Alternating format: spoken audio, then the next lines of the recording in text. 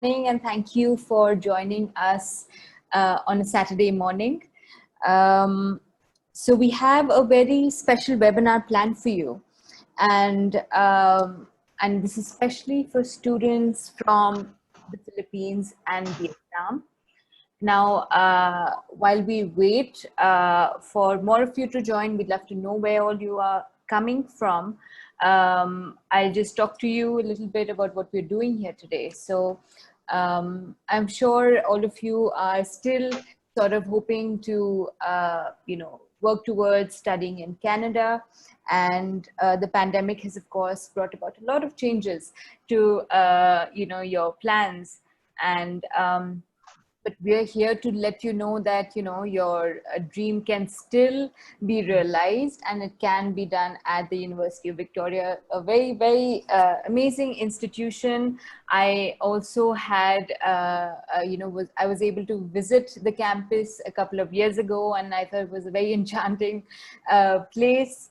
So we have a panel from UVic over here. We have Jessica Morrow, who is a recruitment officer, and we also have two students from Vietnam and the Philippines. We have Vicky Nguyen and Bochene.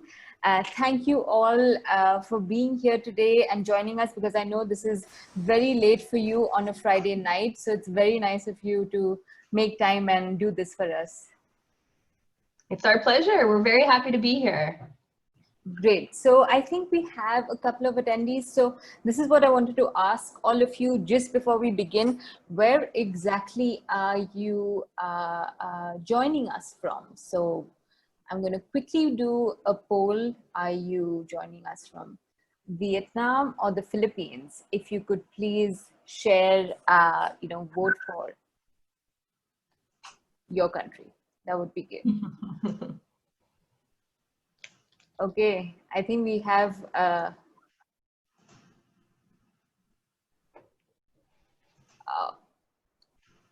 who's the winner?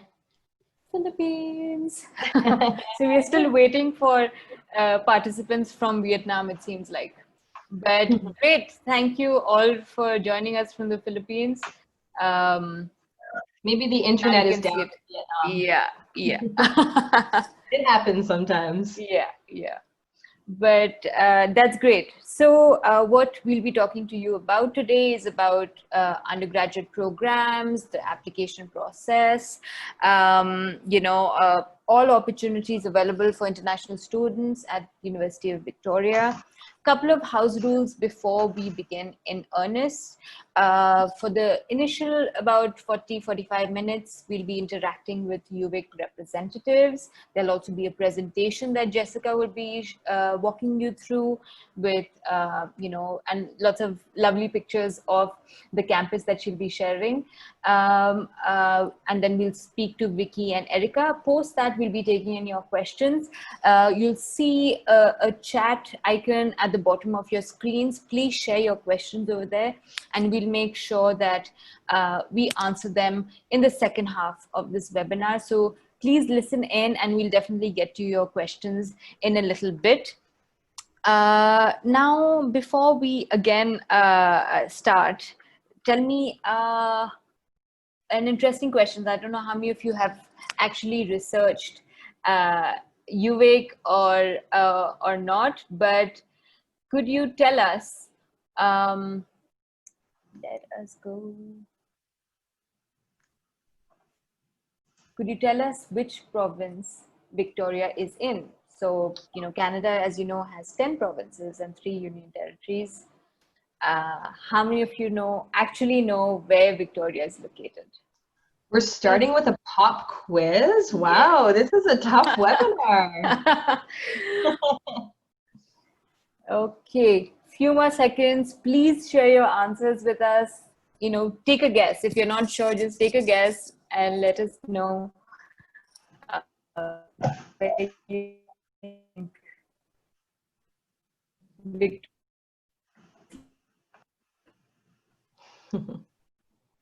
Okay.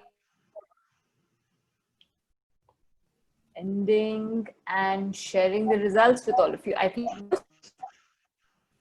And We here do. we go. So it is in British Columbia. We return. Jessica is international student, Oh, and your recruitment internet. officer at UVic. Are we good now? Sorry about that. Yeah, that's okay. Yeah, your audio is good now. Your video is frozen. There we go. We're back. Okay. Yay. So, sorry about that. So, I was introducing Jessica, international student recruiter at UVic. She works in Asia. And so, Jessica, could you tell? Uh-oh. Looks like we lost Anam, but that's okay. I think she was just introducing me. So I'll fill in the blanks a little bit because her internet was a little bit choppy. So if you missed it, my name is Jessica Morrow, and I work as an international student recruitment officer at the University of Victoria, like Anam said. Been there for 3 years now, and I have the great fortune of supporting students from Southeast Asia. So I've traveled a number of times to Vietnam. Only once have I been to the Philippines so far. I unfortunately had one trip canceled, but I can't wait to go back. So I think now, Anam, are you with us? Yes, I'm right here. Your sound is Would a you like little... to get the presentation on, Jessica? Yeah, okay. So I'm going to share my screen and we'll get going. Perfect. And perhaps you could tell us a bit about UVic's rankings for all those who are joining us today. Sure. Well, before I talk about that, I was wondering if I could start more with a little more generic about Victoria. Please, that would be great. Okay, so for those of you, most of you knew that Victoria was in British Columbia, so well done. So if you aren't that familiar with Canada, it is a giant country, the second largest country in the world by mass. So British Columbia is on the far west coast of Canada. Most people are familiar with Vancouver or Toronto, which is in Ontario in the east. We are neither of those cities, but we are close to Vancouver. So as you can see in this picture, we are right here. So we're actually on an island. Just to confuse things, it's called Vancouver Island, but we're on the southern tip of the island. Vancouver Island, for reference, if it helps, is about the same size as Hawaii or Belgium, if you get those references. In terms of distance, it's about a 13-minute flight to Vancouver. So if you're flying into Vancouver, you would land there from Asia and then just skip over to Victoria on a short flight. If one of us was going for the weekend though, we would probably take a ferry, and that's about an hour and a half. So a little bit more about our city that we've all come to love so much. By Canadian standards, it's a medium-sized city, about 376,000 people. So for those of you who are from Manila or Hanoi or Ho Chi Minh or any of those cities or others, you probably think that this is hilarious because it's so small. But you know, the population of Canada is not huge. And this is one of the greatest things about Victoria, is that it's a small city, but it's got big city amenities, because we are actually the capital city of British Columbia. So lots of really important things are happening here in our city. Weather-wise, this is just what I love to talk about. Most people, when you think about Canada, Vicky, what was the first thing that you knew about Canada when you were little? It's very cold. Very cold, right. So most people think Canada's cold, lots of snow. Not in Victoria, my friend. Victoria has the best weather in Canada. So in the summer, you can see there on the side, the average temperature is about 22 degrees. and the average winter temperature is only about 8 degrees. Now, don't get me wrong, it does get warmer and it does get colder, but these are the averages. So we don't get the super, super hot summers and the super, super cold summers. It's kind of a nice average all year round. In fact, we don't get very much snow. It snowed, I don't know, girls, like what, 5 or 6 days last winter, and the city shuts down. UVic actually had a snow day. Eric, it was probably your first snow day ever, right? No, it was my second snow day. Okay, second snow day ever. Was the other one in your first year at UVic? Yes. Yeah, exactly. So it's just a testament to how often it snows because we don't know what to do with it. Similar, maybe not quite the same as if it snowed in Hanoi, but it's quite shocking. The other thing I like to talk about is the rain. If you know people in Vancouver, they probably complain a lot about the rain, but Victoria actually enjoys 50% less rain than Vancouver. So we are a much drier and sunnier city. So here are just some of my favorite pictures that really show the beauty of Victoria. So what you're looking at is our legislative building, so the seat of provincial government. There, quite beautiful. This is just one of the common shopping strips. Like I said, big city amenities. We have hundreds of restaurants in Victoria. We've got shopping, movie theaters, theater, opera. You don't have to go to Vancouver to have a good social life outside of school. Just another pedestrian street. This is a beautiful shot, great sunset over the inner harbor downtown. That's the historic, famous Fairmont Empress Hotel, the break wall. This is down kind of where Erica lives, a little bit close. And then just some shots of outside, because what I wanted to talk about too is just this island. When you can get out of Victoria, Vancouver Island is a really cool place, especially if you're interested in the outdoors or studying things like marine biology or environmental sciences, geography, earth and ocean sciences. We've got rainforests, we've got old growth forests, we've got dozens of freshwater lakes, and of course, thousands of kilometers of coastline and beaches that almost become an extension of your classroom in a lot of ways. If you can get out of the classroom for practical work, co-ops, research, things like that.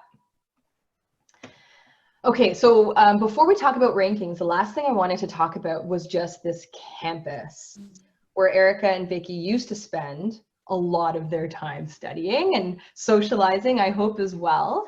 So it looks bigger than it is, but let me break it down for you. You see there's this road that goes around the campus. It's kind of hard to see, but we call it Ring Road. Most of the academic buildings are inside of that ring. And depending on how fast or slow you walk, you can walk across campus in about 10 minutes. So it's really pedestrian friendly. There's no cars allowed inside that ring unless it's maintenance, but generally speaking, no cars. So students walk to class. They don't have to take a bus or drive a car to get to one class or the other. Student housing is also right on campus, so that's just up here. So if you have an 8 o'clock class and you wake up at 7:45, no problem, you can still be there on time. You might also realize or recognize it's very green. We have over 200 acres of green space on our campus. We wanted it to really have this feel of a park. So all of this forest that you see is called Mystic Vale. That's technically part of campus. And there are over 5 kilometers of hiking trails on campus. So you can go from the library for a hike to your next class without even leaving campus. Another nice feature, a 10 or 15-minute walk down to the beach. So great place to study when you're done with the library. All right. So now, one more note just about campus to give you a sense. We are also a medium-sized campus in terms of our student population. So almost 22,000 students. About 15% of those are international students. But more importantly, I think, is this number here, 70%, 70% as you can see, of our students are not local. So 70% are coming not only internationally, but also from around Canada. That's kind of the opposite at most Canadian universities, where most students just go to the university in the city they are from. So that means when you're an international student, even many of the Canadian students that you meet are also away from home for the first time. They're not going home to mom and dad for dinner. They are also figuring out how to take a bus in Victoria, how to do their laundry for the first time, all of those things the same as you are. So it just helps create, you know, a good dynamic or a nice sense of community. Okay, so this was the question that Anam wanted me to get to. Yeah, a little too early. So rankings are an important question, and we have some good ones. So one not mentioned here that I want to make sure I highlight is that UVic is consistently ranked in the top 3 best comprehensive universities in Canada. Mm-hmm. Comprehensive might be a new word, but basically it means that there is a wide range of research at both the undergraduate and undergraduate level. So we don't have one specialization, but we have 10 faculties that go from the fine arts to engineering and most things in between. We are also, this isn't here, but we are ranked in the top 10 most sustainable universities in North America. So if the environment and issues of sustainability are important to you, then UVic definitely has an eye to that. A new ranking for us, we are now rated #1 in Canada for graduate employability. So very high numbers of our graduates finding employment after they graduate. A big reason for that is our co-op program, which the girls will talk about later. And the last one I want to point to is Global Top 300 in 10 subject areas. So many students and parents and counselors will ask me, Jess, what is your best program? What is your top 1 or 2 or 3 programs? And it's such a difficult question because we have so many highly ranked programs. So just to read you off the 10, I'll go a little bit slow so you can follow. Computer science, earth and marine science, education, English, environmental science, law, math, philosophy, physics and astronomy, and psychology. So you can see it's not just sciences, it's not just humanities or social sciences. It really is across the range. So we're very proud of these rankings and hope that this acts as a testament to what a great and reputable school UVic is. Great. So I think that now that you mentioned about programs, let's find out from the audience what faculty they're actually interested in studying in. Yeah. That would be interesting to know. Yeah, we have business, engineering, and or computer science, then science, social science, human and social development, education, finance, and the humanities. What is your area of interest? Could you please share with us? We have another 10 seconds to go. This is almost like a game show. I know, we need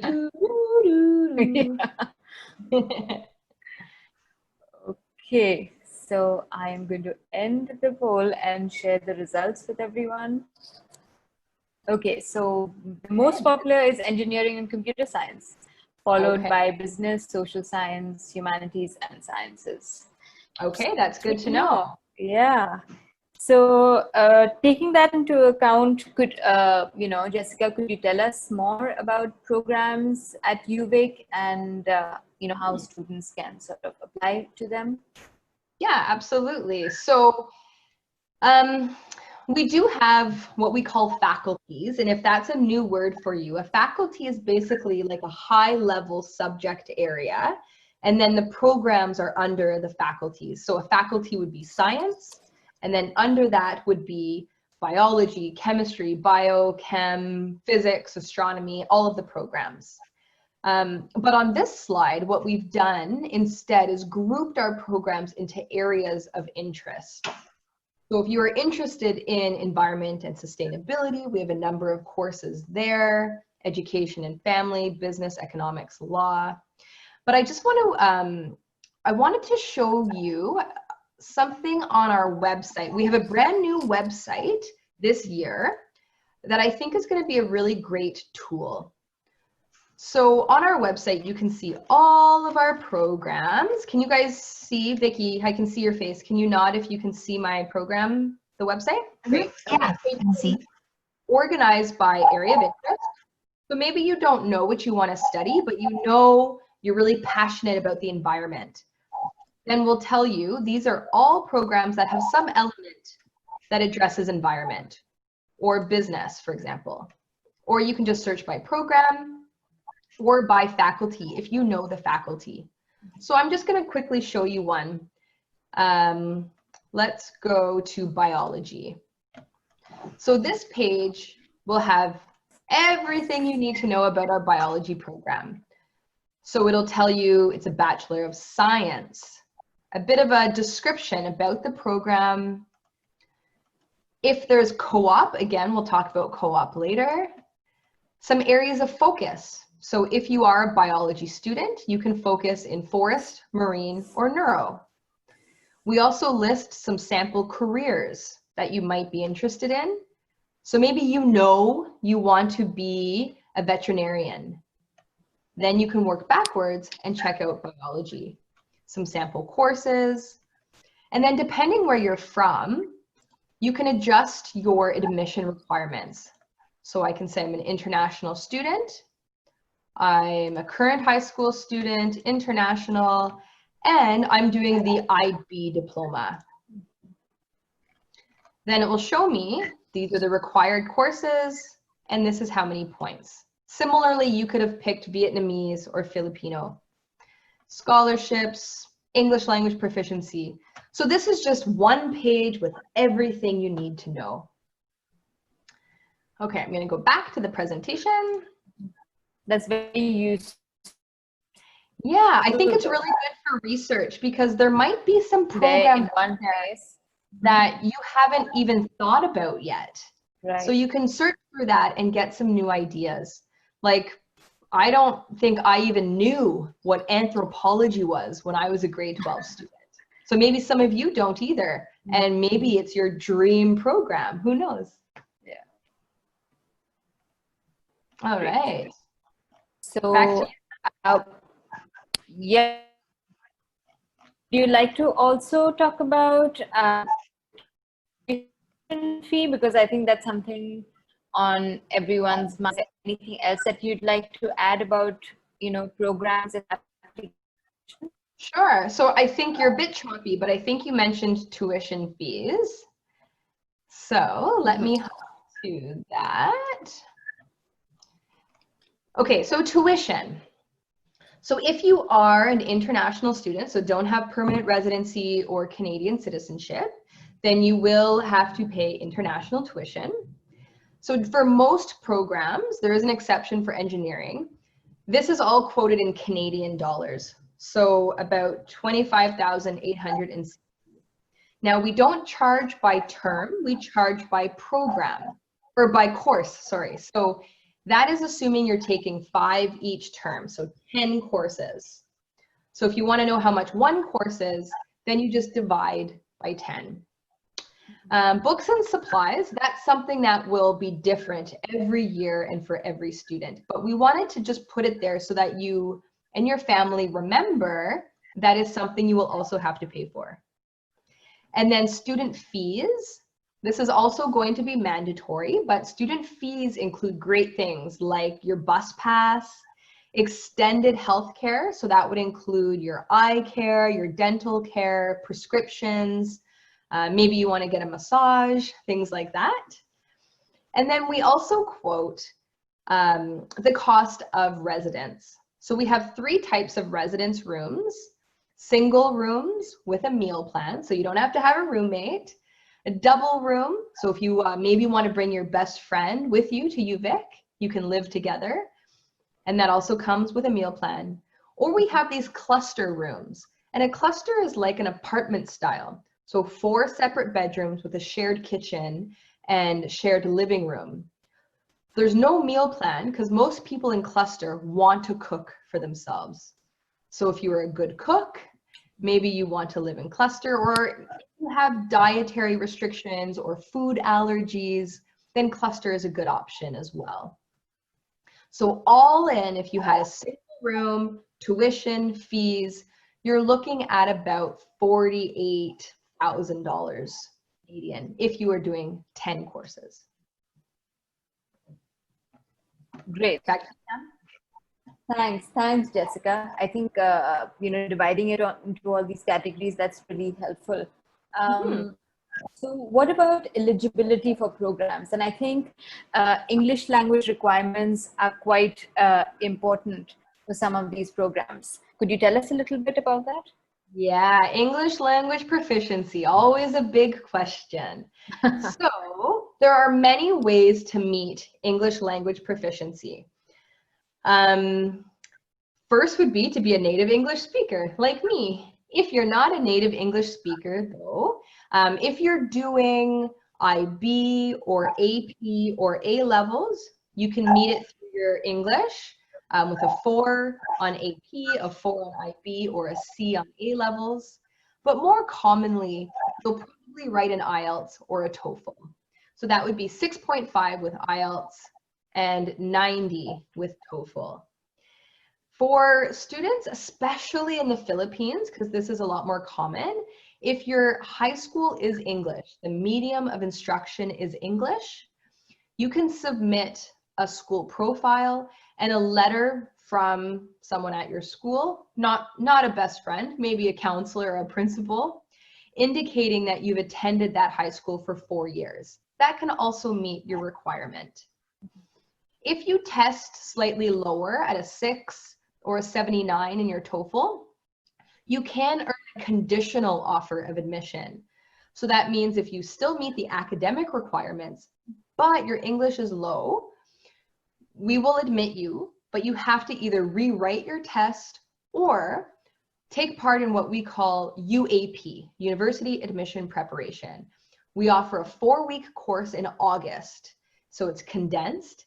You study for that 1 month. When you pass the course, then you can start in your program in September like normal.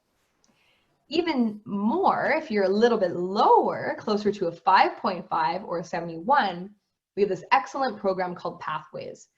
It's 1 year long, but in that 1 year, you're not only studying English, you are also doing about 75% of your academic program as well. But you're not going to be in the general classroom. You're going to be in smaller classes with other students who are learning English and a professor who is knowingly teaching to students who are working on their English. After that year is done, then you start second year of your program with all conditions lifted. The last option is if maybe you don't even have an IELTS or a TOEFL, or you score below a 5.5, then we will give you 2 years to work on your English in our English Language Center. So I won't go too much more into that, but just know that it is an option. On the topic of English language proficiency, you might be wondering, all of our test centers are closed, it's COVID. We are accepting the IELTS indicator and the TOEFL IBT home edition. We are not accepting Duolingo, if you are wondering. All right, Great. that's it for English language proficiency. Thanks, Jessica. Now we had quite a few questions that came in regarding scholarships. So could you tell us if there are any that are open to international students in particular? Yeah, so we do have a number of international scholarships that are entrance scholarships. So you'll be automatically considered when you apply, as long as we get your in-progress transcript by the end of February. I must admit they are very competitive. We only have about 20 scholarships for $10,000. So all international applicants will be considered for this. There are some other country-specific ones. Like for Vietnam, we have 3 Vietnamese scholarships. And there are other opportunities once you are at UVic that actually maybe I'm going to get Vicky to speak to if you have any experience or knowledge about in-course scholarships. Well, like for in-course scholarship, I think it's very competitive. Like you must have, say, at least the GPA to be like 8.5, which is nearly maximum, like 9 already. I think it's only an A minus. Have like I think it's an A minus you have to have. yeah, something like that, or like most of the cases like A plus. Yeah, but have like in-course, no, like entrance scholarship, like Vietnamese entrance scholarship. So it's like $10,000 as well. Great. Yeah. Erica, do you have anything to add about in-course awards? So these are basically, if you don't get an entrance scholarship, you are still eligible at the end of every academic year at UVic to earn more scholarships. So Erica, do you have anything to add? You're just muted. Oh, no, nothing to add. Okay. Okay. That's fine. So we also, just on the topic of finances, I do want to add here 2 things. So when in Canada, if you aren't aware, international students are legally allowed to work on their study permit. So you can work 20 hours a week off campus and unlimited amount of hours on campus. Not that we recommend working unlimited hours, but that is an option to help offset some of your finances. And I keep bringing it up, but co-op is another way to earn money, which the girls will talk about. And then we also do have jobs on campus that are funded for people who can demonstrate financial need. So we have the work-study program, which is the point on the slide there, where students can work on campus and earn money. Great. So what about, accommodation on campus or off campus? Could you tell our attendees a little bit about that? Yeah, so I'll start by talking about on-campus housing.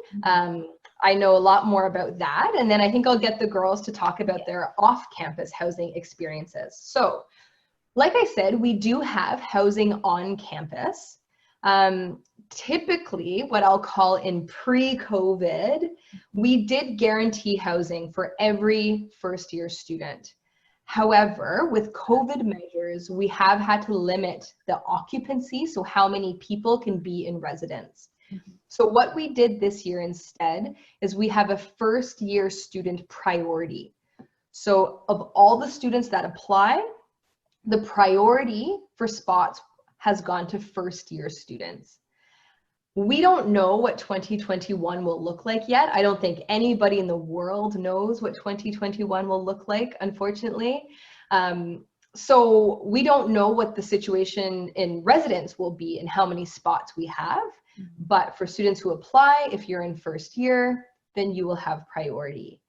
So this is just one of our buildings here, just to demonstrate, you still see a lot of that greenery. It's quite modern, very clean. It is also a safe place. We have 24/7 security on campus. In the residence buildings, there's also 24/7 professional adult staff. And then each residence has a number of upper year students who we call community leaders, who live amongst the first year students. They go through extensive training to be able to help a student or identify if a student needs an intervention. So if a student is feeling homesick or feeling just overwhelmed and stressed or something more, then the upper year student can either intervene or they can help refer the student to additional supports. But their job isn't all serious.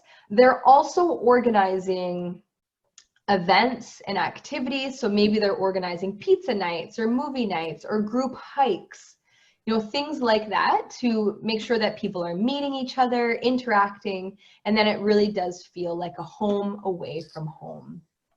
So these are just some pictures of some of the single rooms. Like I said, most of our rooms are single rooms.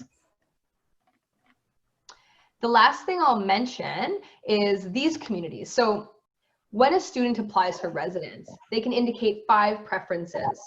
So they can indicate an all-female floor, all-male floor, quiet floor, or they can choose one of these communities. We call them living and learning communities. So they're areas of a building or a floor organized into people who have similar interests. So some of them are faculty-based, like business, engineering, humanities, science. So you'd be living amongst people in your program. And others are interest-based, like the Arts Collective, or the Leadership and Civic Engagement, or the Global Citizenship floor.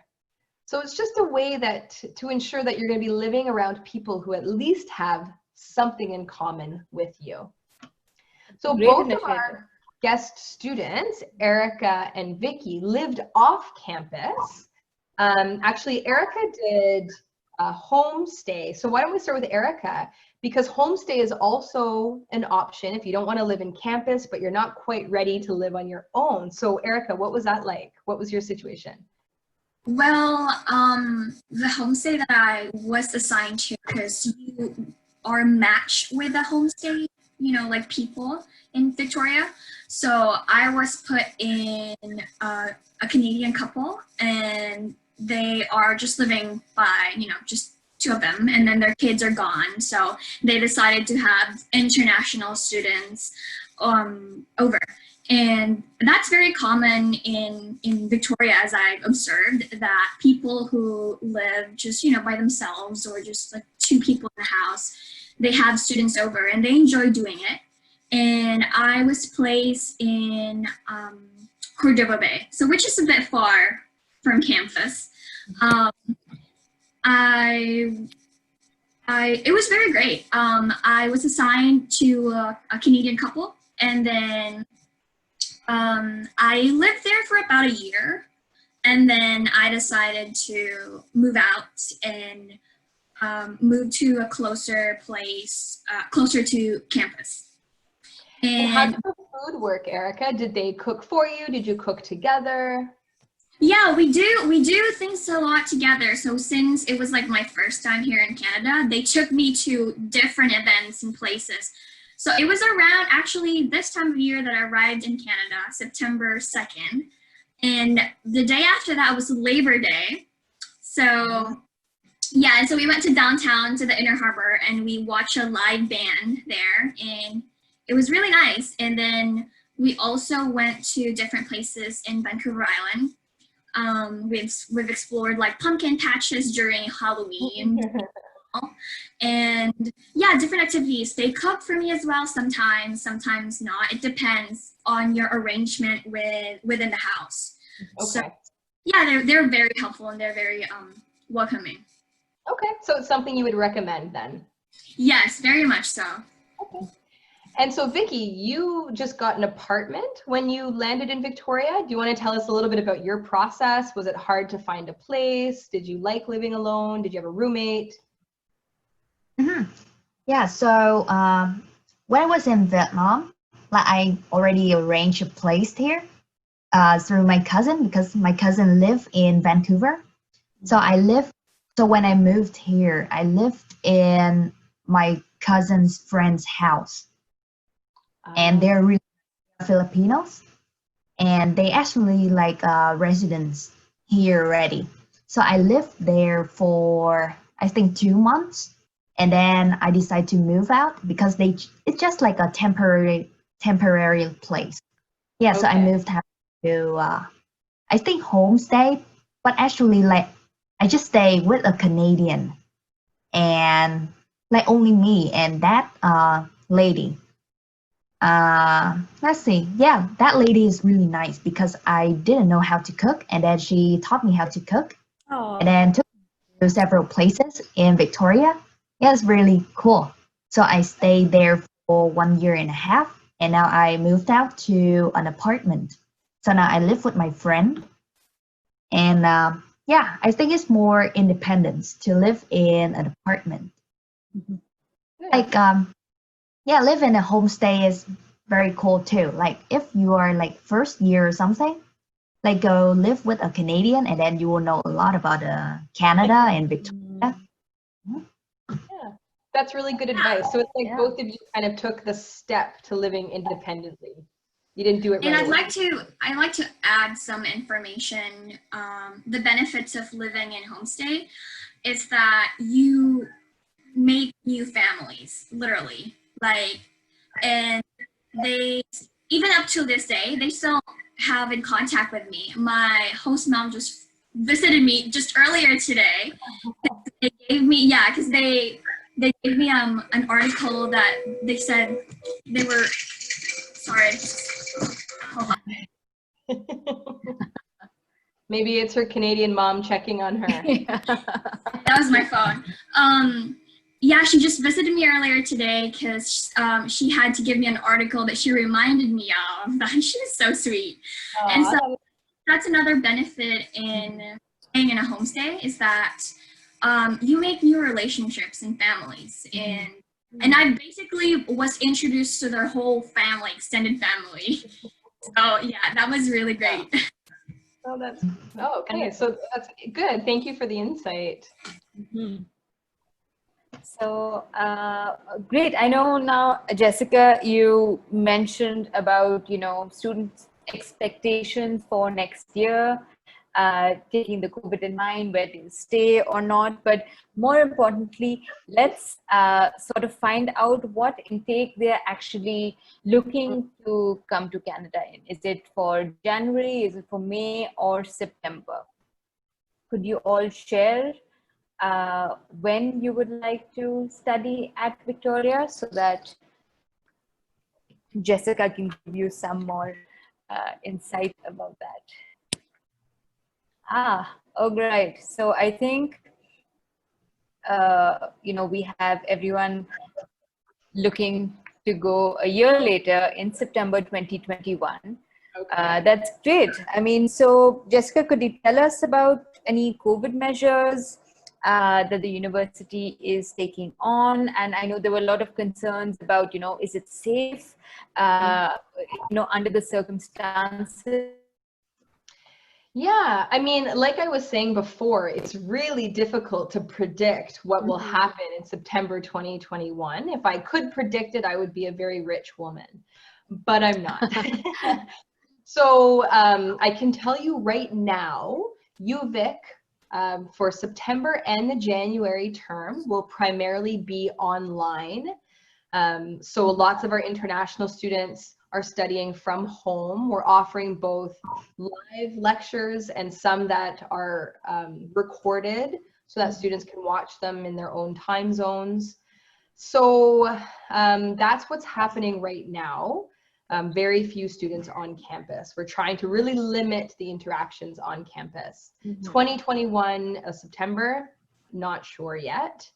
But in terms of COVID in Canada, I'm not sure how much Canadian news you get over there in your cities, probably not too much, but we have kept things relatively okay. Don't get me wrong, we do have cases and it's been pretty scary, but Vancouver Island, the cases have been very, very few and very slow to increase. We had a number of weeks where we had no cases.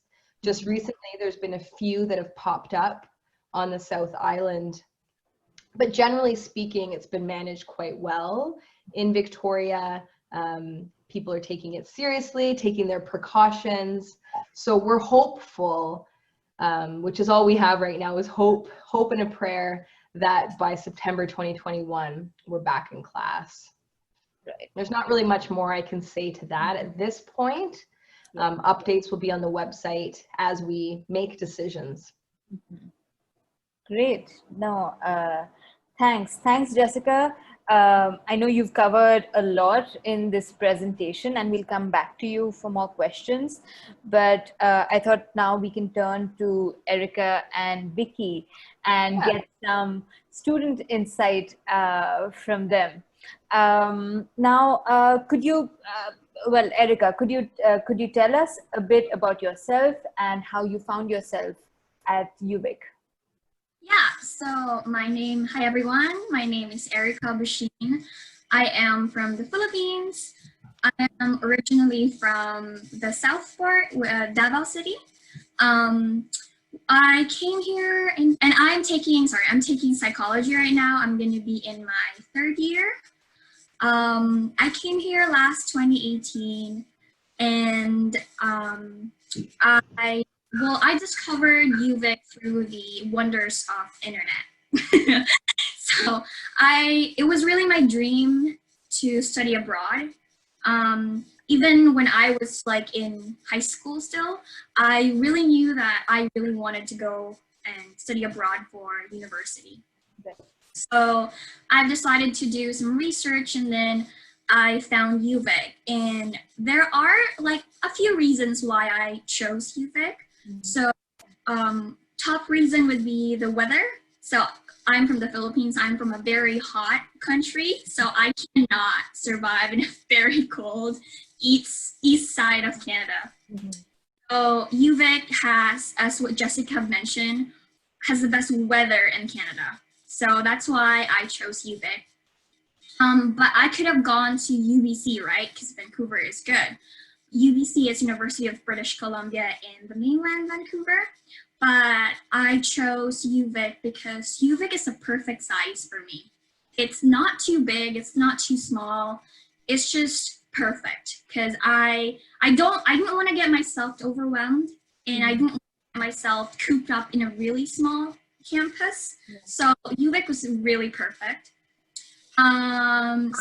Another thing is that UVic was offering the program that I was interested in, which is psychology, and it was one of the top programs that UVic is offering.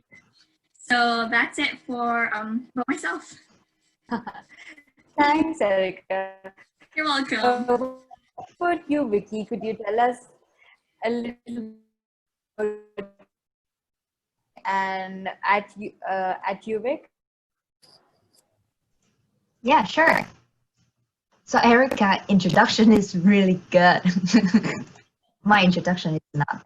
Okay, so hi, I'm Vicky Nguyen. So I come from Vietnam, Ho Chi Minh City, and I've been studying here for 2 years. So next September, so this September will be my third year at UVic.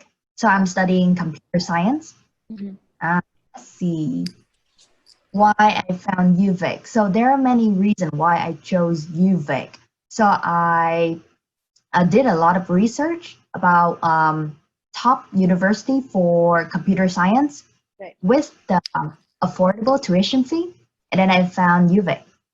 Yeah, and many school, other schools too, but I wanted to study in Canada. And one of the reason I want to study at UVic is because of the weather.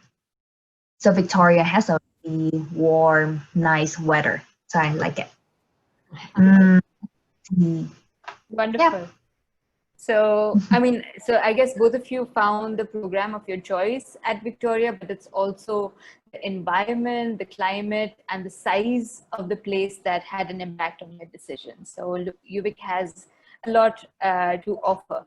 Now, I know both of you have done co-op on campus, and Vicky, I think you mentioned that you've just finished your stint. Could you tell us a little bit about that? Yeah, sure. So I did 8 months co-op for a company downtown. So I worked as a full stack software developer. Right. And so what I did is, let's see, so the front end and the back end, and basically like I learned a lot of tools to do. I don't know, like you guys are familiar with the technology terms or not, but basically tech stack, but I learned a lot about that one. And let's see, I made a lot of connections too. Like my coworkers are really nice. And yeah, and because of the COVID, so let's see, I worked in the company from January to March, and then from March to July, I worked from home because of COVID. And then from I think like in August August to September. So I went back to the company because the company opened again, but they have like some, I don't know, like conditions, like only 20 people in the company or something like that. Like they have a really good measurement. I just wanted to pop back on quickly, just to make sure that everyone listening knows what co-op is. I was just going to ask. It is a little bit, it's a growing term, but much more common in Canada than even say America. So co-op, you might be more familiar with the term internship. It's like a paid internship. So you get work experience related to the field that you are studying. So Vicky is studying computer science and then was able to work in the tech field. Many of you indicated that you're interested in engineering and business.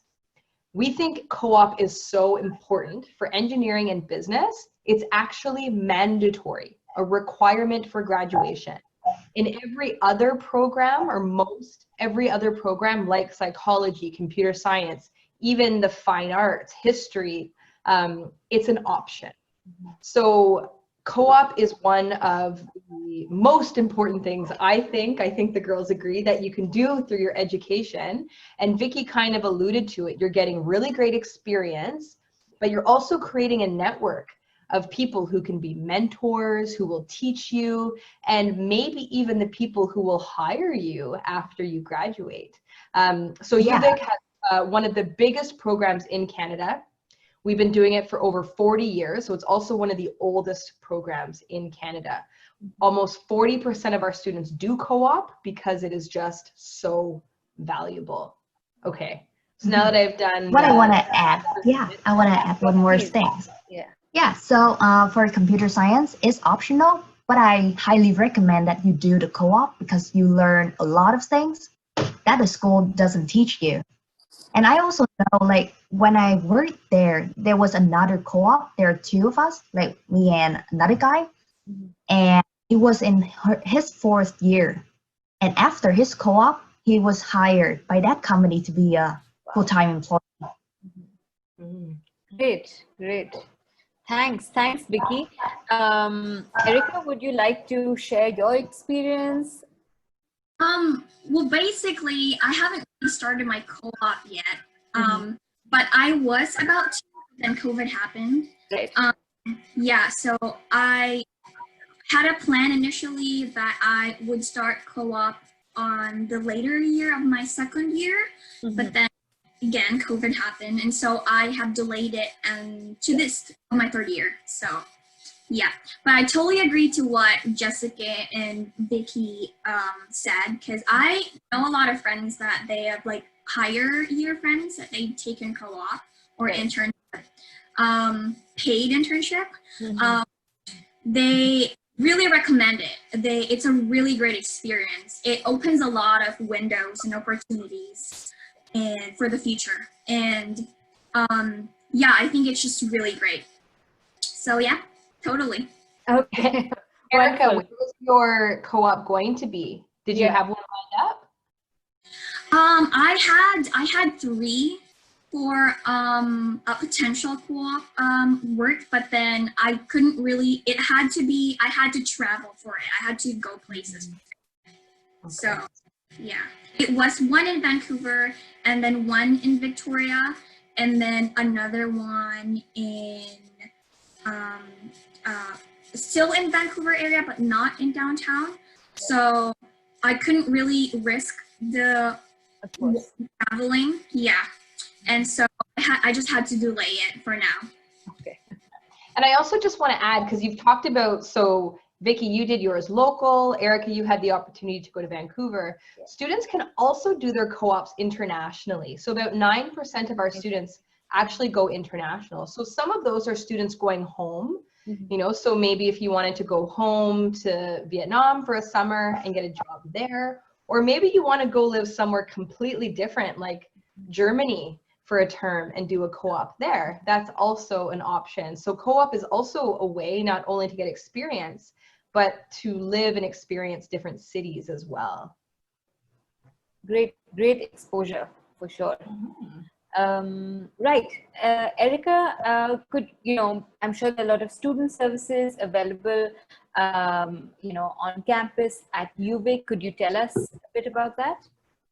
Yes, totally. So we have a lot of school services. Mm-hmm. So since the first one that I will tackle would be the writing services in the library, it's called, or the CAL. So since I am not a native English speaker, I still do need help in writing English essays, especially in my first year because I took the mandatory English 135 required subject. So with my essays and papers, I still need help in reviewing it. So there's that the school offers in the library that you can book an appointment and then you can go there and they help you with it. They proofread it for you and they tackle you and they give you lots of new perspective that you hadn't thought of. Another service that I've also used in the campus is counseling services. Being away from home is really hard, especially if you've lived in a very comfortable and familiar country all your life and suddenly you're just away from that. It's really hard. Like, you get homesick, you miss all your friends, your high school friends, and they're all together and you see pictures of them on the internet and they're all together and you're just like not with them. So you feel sad sometimes, and that's part of it. That's totally normal. And so that is why counseling services at UVic is there to help you. You, of course, again, booked an appointment and then you talk to counselors. If you just need a friend or someone to let out your negative feelings to, or you just want to talk to someone, that's a really great service as well. Let me see, another services that I've used would be, well, again, the English Language Center. Yeah. I'm going to go back to English again because before I started my regular admission at UVic, I actually did a 12-week intensive program at the English Language Center, just because I really thought that it was a good transition before throwing myself into the actual university courses. I had to give my time like an adjustment time before taking actual UVic courses. So I think that really helped. And what else? What school services do we have at campus? Erica, did you use Jessica? the International Student Services? Yes, of course. How could International Service Office? Well, I go there a lot because I know a lot of people that works there now. So they help with almost everything that you need help of. One example that I can give would be like your visas. If you have any questions about your student visa, they totally can answer those questions. If you're confused about like how does this work, or like if you want to start working, because you can work in Canada while studying, you can ask there, and then you can ask how to get like a SIN number, or how does this work, like where do I go to downtown to get like a SIN number, like a social insurance number to work. They help you with all those like practical questions that you have. Another service that I will mention is the academic advising. Academic advising is so great. I always go there every term, probably like more than I can count off in each term, because I have questions. So in academic service or academic advising, what they do is they help you decide, or they help you with what courses you take, basically. It depends on what program you are. Let's say for me, I'm in psychology and I don't really know, so you are on track. I don't really know what courses to take this term. So I go there and book an appointment and they help me be on track so I don't do segues, so I can graduate on time. they recommend me, this course, let's say Psych 100, whatever, is good for you to take this course, and then another Psych, and then an elective, so it's not too heavy. So yeah, they give you advices on what courses you can take and courses you can handle in each term, because you don't want to overwhelm yourself, because you might end up, not balancing everything so well. So they do those kind of advices, and I think it's really great that we have those services on campus. I think you've mentioned quite some of the most important ones, I think, for international students. There definitely are lots more, but I think you've hit on some of the key ones. Thank you and so the much. ones that would be so useful for international students, actually, to feel more settled in and all. That's so important. Thanks, Erica. That was very, very helpful. Vicky, could you tell us about, clubs and societies on campus? I know you are also part of certain clubs. Could you tell us about your experience? Yeah, sure. I think you mentioned about clubs, right? So let's see. So I joined the guitar club. I really enjoy the guitar club. So we jam every time we meet. And I also joined the programming clubs. So basically just solve some programming problems. Yeah. And that club is good because it's still on up to now, because we can do through online. We don't have to meet each other. In person, yeah. And I found some partners to do my side, like personal projects as well, like in that programming club.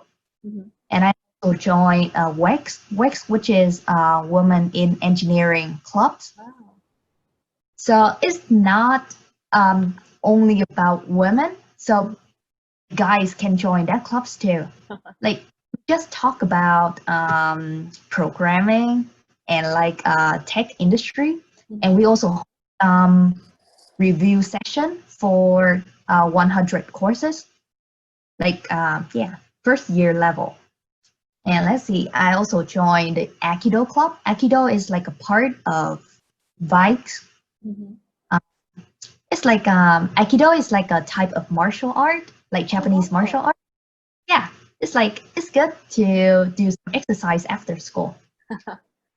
Yeah, I think it's all fun. Your interests. I highly recommend like people to join clubs. Wow. UVic actually has over 200 clubs. So you can even see in what Vicky's involved in, from guitar to women in engineering. It's so vast. So there really is something for everyone. And if the club that you want doesn't exist, students can actually just create their own clubs. They can get funding from the Student Society and start one of their own clubs. That's how a lot of them started, actually. So definitely important to do something outside of just studying. That's where you make connections and meet friends, and I guess also get support for your classes in some cases. Yeah, definitely. Wonderful. So before let's open it up to the audience. If you guys have any questions, please share them. In the meantime, I know some of you sent in your questions earlier, so I'll just ask the panelists those to begin with. I do want to sort of go back to both Erica and Vicky. And if you could just tell us a bit about the challenges you may have faced as international students. Of course, you've talked about the supportive measures and all. So, what challenges in particular did you go through when you came first to Canada, to Victoria, and how did you overcome them? Do you want to go? Yeah, sure. You can go first. Let's start with Vicky. Okay, I go first? Okay. Yeah, Vicky, you're going first. Okay. Actually, I don't have like serious problem. I have something like, you have to adjust with, anything. Yeah, it's like interesting problems. Like when I first here, I didn't know the road, so I rode a bike, and then it's like 2 weeks after I came here. So I rode a bike on the car's road, and then like it's go downhill like this, and then I fell over, and then I had a concussion. Oh my god. Oh my gosh, that's a terrible story. But no long-term damage. You're doing so well in all of your classes. Yeah, I think I still function well. So. Great. Erica, were there any major points of adjustment or shock when you came to Victoria? Oh yeah, I have some. Nothing major like concussions though. I had to adjust academically. Transitioning, coming from high school, from a whole different school curriculum. It's a different kind of teaching and different language, English, different professors. It's just everything was different. During it, it almost feels like you kind of like don't know what you're doing, you know? I was like, why am I even in university? Like, I don't even know how this works. Like, you kind of feel hopeless, and you're like, you kind of just want to give up because you don't know what to do, and you don't understand what they're saying, and everything was just like so familiar with everything, and you're just so lost. So how did you turn it around? You seem to be thriving now. Yes, I am. Well, I made a lot of friends. And it really helps when you talk to your professors. If you're so lost, talk to them. Don't be afraid. Like, they will answer all your questions. Sometimes I get so scared because I feel like my question is so stupid, and it's like, no, it's a no-brainer question. But no question is like so simple that you can never ask them. Like, you can always go to your professors, talk to them, and you feel like, you say, oh, I'm just so lost in this course and subject, and they can definitely help you with that, and along with your friends. Yeah. That's really good advice. I think most people are very intimidated by their professors, but that's something also about the UVic size, right? That we encourage that relationship with your professor, get to know them. Many of them, you can call them by their first name. It's kind of an informal relationship in a lot of cases. So that's really, really good advice. Yeah. And the I guess is to be and now we're having to meeting people and experiences, and that wonderful. Thanks guys. Fun question. What are some of your favorite spots around campus and Victoria? Either of you. Favorite spot? It would be Mystic Vale. So Mystic Vale was that forest that I talked about, where there's all those hiking trails on campus. It is so beautiful. Wow. What about I like a lot of places, so I don't have like favorite places. I like a lot of places here, like especially trails and like downtown, like in the harbor and stuff. It's so beautiful. Oh, I really like Fells. So the what? At Sub. So I really like Felicitas, the pub. Yeah. Yeah. So yeah, if you're over 19, good food, good ambiance. Sometimes they have music too. Music. Like, do they have pool tables or something? Is there billiards? No, I don't think so. Okay, but yeah, good spot to hang out after class. So before I also wanted to ask you guys if you have any advice that you'd like to hearing you today, any their way to Canada and Victoria, and what could help them? So again, it would be, don't be afraid to ask questions. Like, don't be afraid. Like that, if you don't know where to go, ask questions. I arrived here in Canada 2 years ago, and I didn't know my way around, and I had to do a connecting flight from Vancouver to Victoria, and I didn't know which gate to go. So I was like, I just asked questions. So I got here in Victoria in one piece. Yeah, so that would be it. Don't be afraid to ask questions and read your syllabus. That's important. That'll make more sense to them when they become university students. Yep.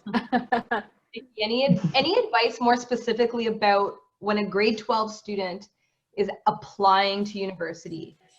Anything about your research or making the decision, or something you wish you had known?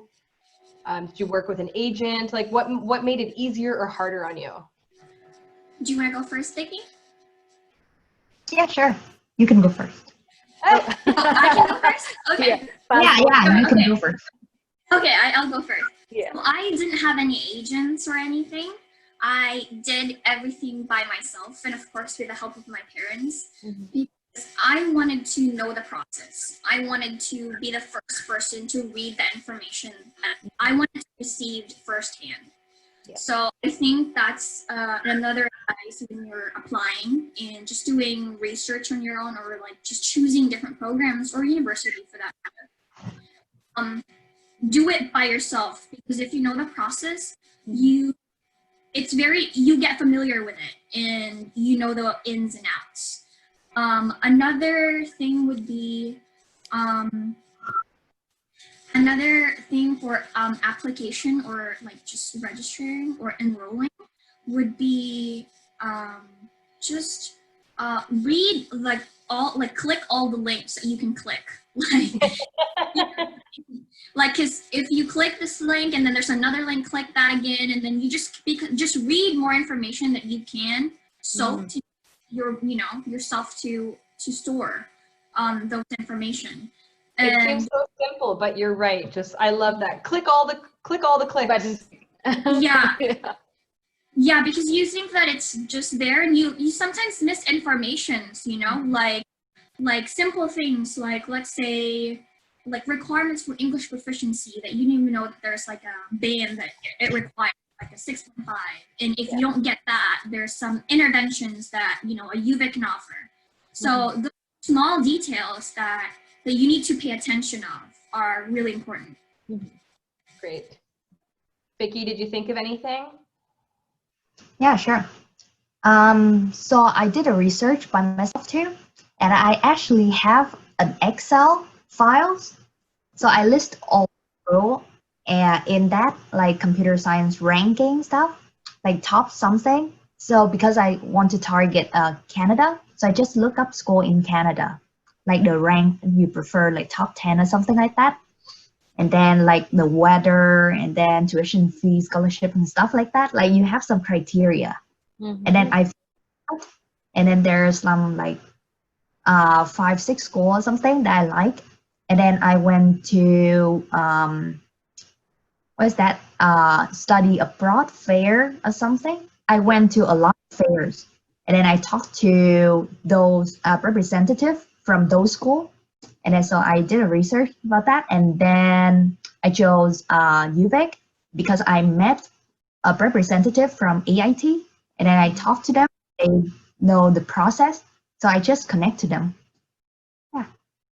Excellent. Very good. Yeah, I think do your research and explore all your options. And as you said, you had all your criteria, and you slowly, sort of build towards the final choice, that is UVic. So great. Thanks, Vicky. Jessica, we I want to have add a couple of questions that have come. Sorry, please. Yeah. So the important thing is, you did a research, but you actually have to talk with the representative or talk with the students studying there. I actually talked with some UVic student before I came here. Right.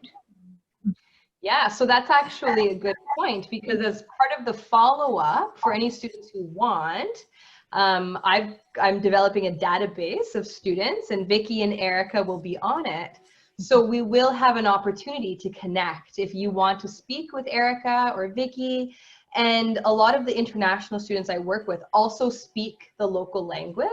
So if your parents have questions too, and their English isn't that great, then you can actually communicate in Vietnamese or Filipino or Indonesian or whatever it is. So I think that's going to be a great opportunity when we're ready.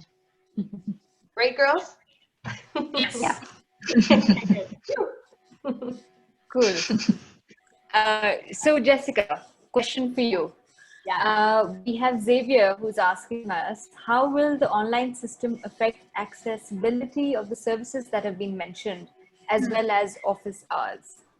Yeah, great question. So a lot of the services for now, and again, and hi Xavier, we emailed, are, they may be back in person by September 2021. We don't know, but we hope. For now, a lot of them have been moved online. So counseling services, offering virtual meetings like this. Same, I think similar, I don't know, Erica, if you've looked into the Writing Center yet with the Learning Commons in the library, but a lot of them too will be virtual or phone conversations as well. Is that what you girls have heard? I'm not sure about the English, the writing assistance yet, but definitely academic advising. I have used the virtual service for that. We just use Skype or Zoom. It depends on your preference platform. I've used that services virtually because I had to declare my program and I had to talk to someone before doing it. So yeah. So just like everyone and everything in the world, it's just everyone's communicating through, whether it be Microsoft Teams or Zoom or Skype, we're on it all. So that's mostly just how things are going these days. Okay, wonderful. Alejandro is asking, am I counted as an international student if I have a Canadian passport but live outside of Canada? Just he wants a clarification, and how will that affect his application, tuition, and permits? Sure. And hi, Alejandro. We've also connected. I'm so glad you're able to join. So for any students who have a permanent residency or Canadian citizenship, you are technically classified as a domestic student. So you will pay the domestic tuition, so not what I showed you on that screen. The only thing that will look international to you is the application fee that you pay at the end of the application. That is charged not by your citizenship, but by where your transcripts are coming from. So Canadian or Filipino, if you studied outside of Canada, you'll charge that rate, which I think is $137. So a little bit more expensive than if you were coming from within Canada. But otherwise, you won't need to qualify for a work permit for your co-op or anything like that. So no problems there. Great, great.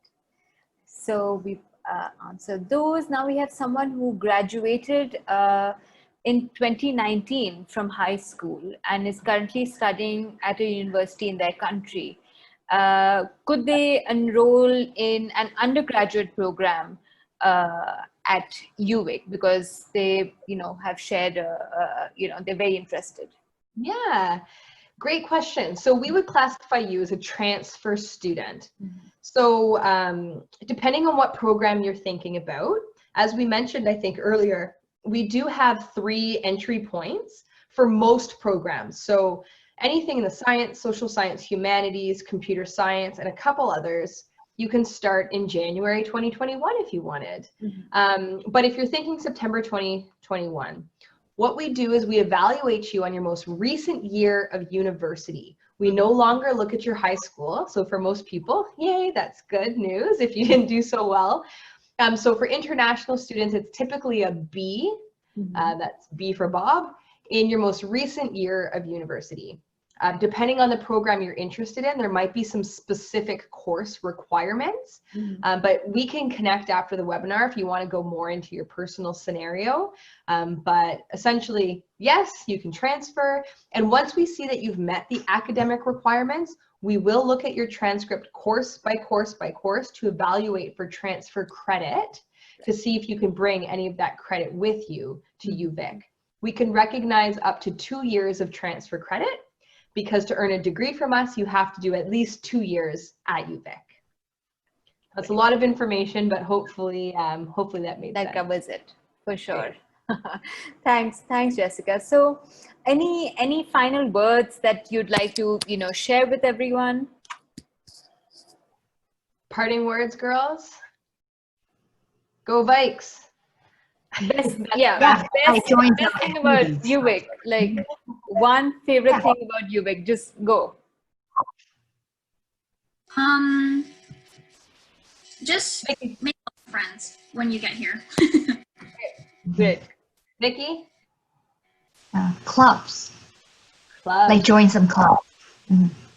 Oh. Well, I think, another promotion, or words of Good promotion, I think UVic is a really great university, honestly. I'm not even being biased. It's just, it's perfect personally. It's just really great. Lots of programs. It feels almost like homey. It feels like home to me now, even. And it's just great. People are, and lots of cool places to see. And of course, university access. We almost have everything.